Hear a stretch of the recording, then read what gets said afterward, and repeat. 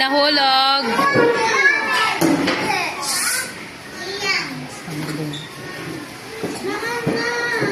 May nahulog, Maddox. May nahulog sa baba.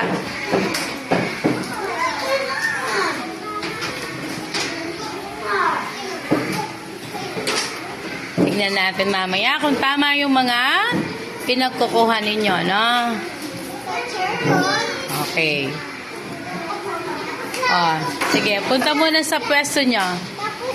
Very good. Okay, punta muna. Tapat. Tignan natin kung tama. O, tignan natin yung kay Sage. Okay, very good.